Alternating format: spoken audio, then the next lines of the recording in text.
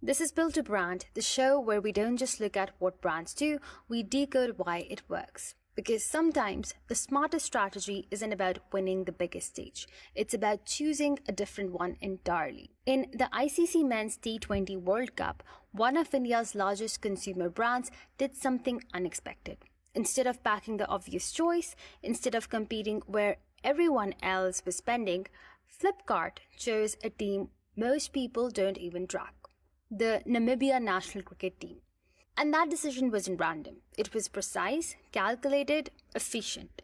Because this isn't a story about cricket. It's a story about pricing inefficiencies. About how the number one asset in any market is often overpriced. And how the real opportunity lies just below that. This is the story of how Flipkart turned being second or 10th into a strategic advantage.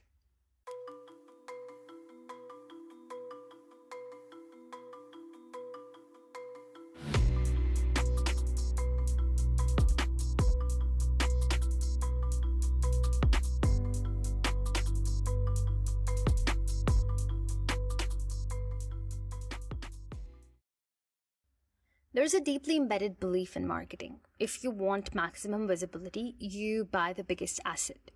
In cricket, that means one thing: the India national cricket team. It's the most watched team, the most valuable sponsorship property, the most expensive logo placement in Indian sport. And because of that, every major brand competes for it. But here's the part no one says out loud. The most visible asset is also the most inefficient one. Not because it doesn't work, but because everyone already knows it works. And when something is universally known to work, its price reflects that certainty. This is where premium inflation begins. Let's break it down simply. When brands compete for the same top-tier asset, prices go up, margins shrink, ROI compresses. Not because the asset lost value, but because it became too obvious. The tournaments like the ICC T20 World Cup, sponsorship rates for top teams skyrocket, inventory becomes scarce, and brands overpay just to secure presence. At that point, you're not buying visibility anymore, you're buying certainty at a premium, and certainty is expensive. Now layer in something more subtle. Visibility doesn't scale linearly with cost. Spending 10x doesn't give you 10x impact. At the top end of sponsorship, every additional dollar buys less incremental attention. Every additional placement yields smaller marginal gains. This is the diminishing returns curve. The first unit of visibility is powerful. The 10th is less so, and the 100th barely moves the needle. And yet, brands keep buying at the top because it feels safe. Now contrast that with a team like Namibia. Not a top contender, not a global cricket powerhouse, not even a primary focus for most Indian viewers. And yet, the Namibia national cricket team plays on the same stage, same tournament, same broadcast ecosystem, same global feed. Every match they play is televised, streamed, consumed by the same audience pool, which means something important. Their visibility is not zero, it's just undervalued. Namibia's cricketing story isn't built on dominance, it's built on persistence. An associate nation, a team that operates without the financial backing of major cricket boards. A squad that qualifies, competes, and occasionally surprises. But in a World Cup, none of that matters as much as you think. Because once the match begins, they share the same screen. They share the same broadcast graphics, the same camera time. And for a brand logo, that's what counts. Not rankings, not legacy, not trophies, just visibility per dollar. Namibia is valuable because it is inexpensive, and that creates a rare condition. Low cost, non-zero visibility, global distribution. This is the definition of an inefficiently priced asset. Most brands ignore it because it doesn't signal prestige, it doesn't feel premium, it doesn't align with the traditional expectations. But that's exactly why it works. To understand why Flipkart made this move, you have to understand how Flipkart thinks. Founded in 2007, Flipkart started with a simple idea: sell books online in India. At a time when digital payments were limited, logistics infrastructure was weak, trust in e-commerce was low. Flipkart didn't compete on brand prestige. It competed on execution. In its early years, Flipkart introduced cash on delivery, easy returns, strong logistics networks. Not because they were flashy, but because they solved real friction. This is important because it shows a pattern. Flipkart doesn't default to the obvious solution, it builds around inefficiencies. As Flipkart scaled, it made several strategic moves, created big billion days to drive demand spikes, invested in private labels for better margins, built supply chain capabilities instead of outsourcing everything. Each move had one thing in common. It was not about being the biggest immediately. It was about being smarter in how capital was deployed.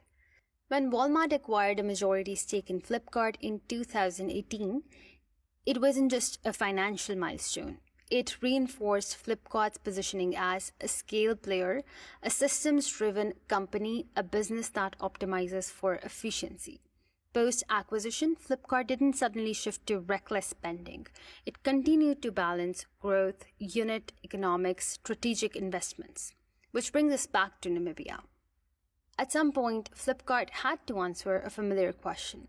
How do we show up at the World Cup? The obvious answers were sponsor India, buy premium ad slots, invest in high visibility placements. But those options came with high cost, high competition, lower marginal returns. Instead, Flipkart asked a different question. Where is the pricing broken? And the answer wasn't at the top.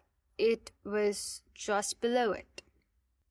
By sponsoring Namibia, Flipkart achieved entry into the World Cup ecosystem, consistent broadcast visibility, and association with live matches, but at a significantly lower cost base.